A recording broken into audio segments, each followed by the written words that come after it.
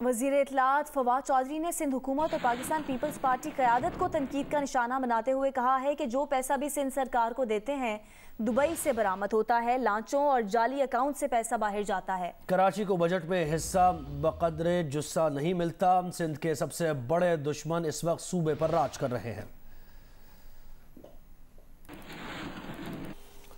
तर्जुमान सिंध हुकूमत मुर्तज़ा वहाब ने फवाद चौधरी को जवाब देते हुए कहा कि तहरीक इंसाफ सिंध को पैसा देकर एहसान नहीं कर रही। उन्होंने कहा कि ये आइन के तहत हमारा हक है। कम अक्लों को इल्म नहीं कि हर साल ऑडिटर जनरल पाकिस्तान फंड्स का ऑडिट करता है। ऑडिटर जनरल पीपल्स पार्टी या सूबाई हुकूमत के मातहत नहीं। कोई एहसान कर रहे हैं आप सूबाई सिंध को पैसा देके। आईने पाकिस्तान आर्टिकल 160 में हर सूबे को उसके पैसे देता है। ये हमारा आईनी हक है। वज़ीर आला सिंध अगर NEC के इजलास में कहता है कि सर मैं बड़ा खुश हूँ वज़ीर आज़म साहब कि पंजाब में आप काम करना चाह रहे हैं, खैबर पख्तूनख्वा में काम करना चाह रहे हैं, बलोचिस्तान में काम करना चाह रहे हैं, तो मेरे सिंध ने क्या कसूर किया है? तो अगर वज़ीर आला सिंध ये बात करता है तो उनको नागवार गुजरती है, क्योंकि वो इनकी लाइन को टो नहीं कर रहा। इन कम अकलों को ये नहीं पता कि ऑडिट करना वफाक की जिम्मेदारी है और हर सूबे के फंड्स को auditor general of Pakistan audit करता है। Auditor general of Pakistan Sindh हुकूमत के मातहत काम नहीं करता। मकामी हुकूमतों का निज़ाम पूरे पाकिस्तान में कहीं चला तो वो पाकिस्तान पीपल्स पार्टी की सिंध हुकूमत के तहत सूबा सिंध में चला। वज़ीर इत्तलात सिंध नासिर हुसैन शाह का कहना है कि फवाद चौधरी जब जरदारी साहब के खिलाफ बयान देते हैं तो हैरत होती है। फवाद चौधरी आसिफ अली जरदारी के घर का तवाफ करता था। जरदारी साहब और फरियाल तालपुर के खिलाफ बयानबाजी पर फवाद का छोटापन नजर आता है। उन्होंने ये भी कहा कि अगले इलेक्शन में फवाद चौधरी हिजरती परिंदों की तरह किसी और पार्टी में होगा। नासिर हुसैन शाह ने कहा कि नए इलेक्शन में PTI को पूरे मुल्क में उम्मीदवार नहीं मिलेंगे। अगले इलेक्शन में PTI अपना सियासी वजूद खो बैठेगी। किराए के तर्जुमान भाग कर अपने घोंसलों में चले जाएंगे। फवाद चौधरी को अगर फंड्स की मॉनिटरिंग करनी है तो जाकर खैबर पख्तूनख्वा में करें। नासिर शाह ने कहा कि KPK में BRT और मालम जब्बा की करप्शन फवाद को नज़र नहीं आती। पंजाब में रिंग रोड, चीनी चोरी, गंदम स्कैंडल और शराब के परमिट्स फवाद को नज़र नहीं आते।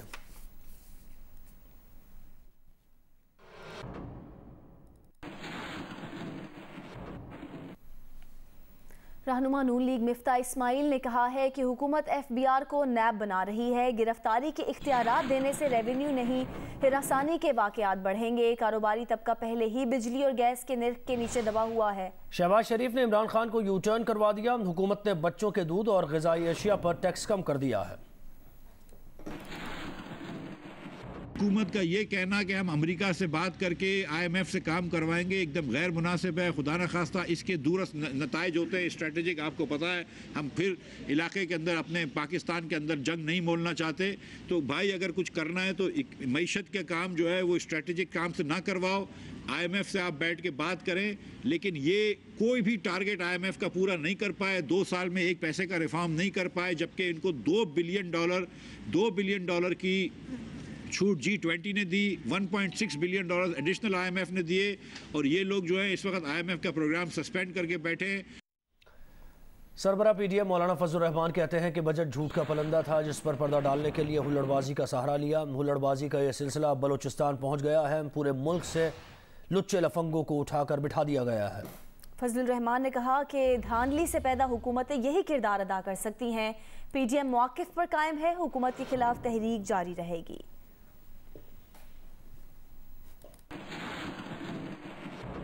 जिस भोंडे अंदाज के साथ बजट पेश किया गया, अब ये बात वाज़ेह हो गई है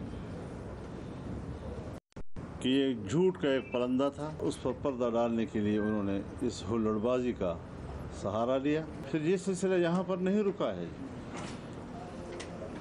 ये अब बलोचिस्तान तक गया है। बख्तरबंद गाड़ियों के ज़रिए से दरवाजे तोड़े गए, जंगला तोड़ा गया, मुअज़्ज़ज़ मेंबरान असम्बली की हड्डियाँ तोड़ी गई। धांधली की पैदावार की हुकूमत और असम्बलियाँ यही किरदार अदा कर सकती है। पूरे मुल्क में हर हलके में लुच्चे लफंगों को धांधली के ज़रिए उठाकर पार्लियामेंट में बिठा दिया गया। न कोई वक़ार है, न कोई एहतराम है, न कोई किसी की इज़्ज़त व आबरू है। महल्ले के औबाश लोगों की तरह उठाकर पार्लियामेंट में बिठाकर पार्लियामेंट की बेतौकीरी की गई है। अमीर जमात इस्लामी सिराजुल हक कहते हैं कि पेश किया गया बजट IMF और वर्ल्ड बैंक के डिक्टेशन पर बनाया गया है। फैसलाबाद में मीडिया से गुफ्तगू में यह भी कहा कि इलेक्शन के हवाले से जो कवानीन रात के अंधेरे में और चंद लम्हों में कौमी असम्बली से पास करवाए गए वो नाकाबिल कबूल हैं। IMF और वर्ल्ड बैंक के डिक्टेशन पर बनाया हुआ बजट है। पुरानी मिस्त्री है और नया पाकिस्तान है। हुकूमत ने कहा था कि ये एक सुनामी है, ये महंगाई की सुनामी के साथ आई है। 70% आवाम का मसला बेरोज़गारी है।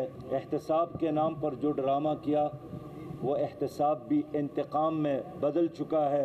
इलेक्शन के हवाले से जो कवानीन रात के अंधेरे में और चंद लम्हों में कौमी असम्बली से पास करवाए हैं वो नाकाबिल कबूल है। पीपल्स पार्टी के रहनुमा मोहम्मद उमर पंवर को पीपल्स पार्टी तहसील दादू की सदारत से हटाए जाने पर पीपल्स पार्टी के कारकुनान ने शदीद एहतजाज किया और एहतजाजी रैली निकाली। Peoples Party central executive committee के रुकन पीर मजरुल हक ने भी मोहम्मद उमर पंवर की हिमायत कर दी है।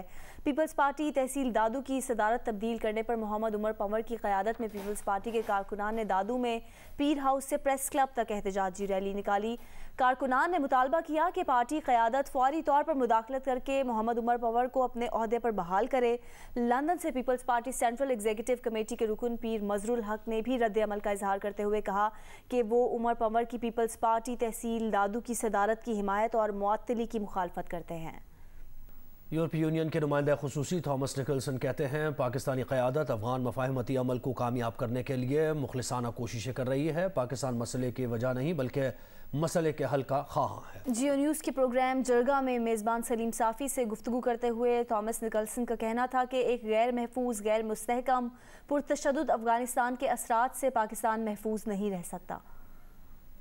Some of the forces, particularly the Afghan government and President Ashraf Ghani, they still consider Pakistan as part of the problem, but Pakistan claims that it's part of the solution. What's your opinion about the role of Pakistan? Is Pakistan a part of problem or a part of the solution? We don't choose our neighbors. Pakistan and Afghanistan share a long history. They share a long border. And there is a very high level, unfortunately, of mistrust between, I wouldn't say between the two peoples, but between the leadership. What happens in Afghanistan will have an impact on what happens in Pakistan. An insecure, violent, unsettled Afghanistan will have spillover effects on Pakistan. And I hear very encouraging signals, not just recently, but also recently. We have seen attempts, we have seen a visit by Prime Minister Khan to Kabul. We have seen contacts at the highest level with the Chief of Army Staff, General Bajwa, together with others visiting Kabul. Then there are to talk and to try to find agreements. That's very encouraging. Then we see sometimes a follow-up and spillover and unfortunate comments being made. We can focus on those comments and that would block the process. We can also focus on, in a strategic and statesmanlike manner, on what has to be done and what the situation calls for. And if we do that, and if Pakistan and Afghanistan do that, then there is hope. And then certainly Pakistan is part of the solution, not part of the problem. I also happen to think that Afghanistan is part of the solution for Pakistan. We talk about connectivity, we talk about trade, we talk about energy from Central Asia. You remember the old slogan, with due respect, you're old enough to remember the Nokia, connecting people. And I think we could actually say Afghanistan connecting people, because that's the way it should be, and that's the way it should be because it is where it is. But it just so happens that as long as the civil war continues, this will not happen. But the day when it ends, it will.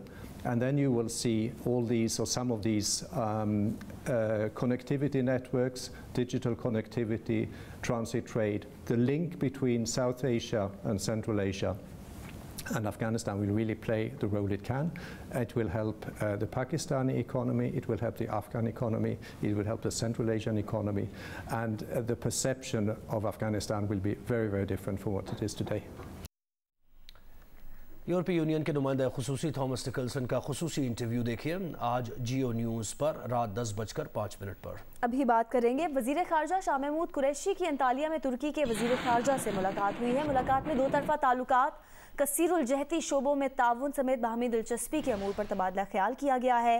दोनों वज़राए खारजा ने अफगान अमन अमल और अफगानिस्तान से गैर मुल्की अफवाज के इनखला पर गुफ्तगू की। पाकिस्तान एक पुरअमन, खुद मुख्तार और मुस्तहकम अफगानिस्तान का ख़्वाह है। शाह महमूद कुरैशी का ये कहना था। उन्होंने कहा कि पाकिस्तान अफगानिस्तान समेत खित्ते में क़याम-ए-अमन के लिए अपना मुस्बत किरदार अदा करने के लिए पुरज़्म है। वज़ीर ख़ारजा ने अफगानिस्तान में क़याम-ए-अमन के लिए तुर्की की गिरांकद्र काविशों और रवाबित को सराहा। दोनों वज़राए ख़ारजा का दो तरफ़ा ताल्लुकात के फ़रोग़ और खित्ते में क़याम-ए-अमन के लिए मुशावरत जारी रखने पर इत्तफ़ाक़ हुआ।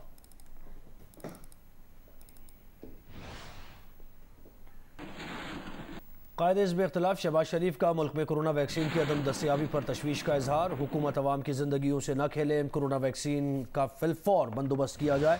शहबाज शरीफ ने कहा 22 करोड़ अवाम को मद्देनज़र रखते हुए कोरोना वैक्सीन की मनसूबाबंदी की जाए। चंद लाख डोज मंगवाने और खैराती वैक्सीन से काम चलाने की छोटी सोच तब्दील की जाए।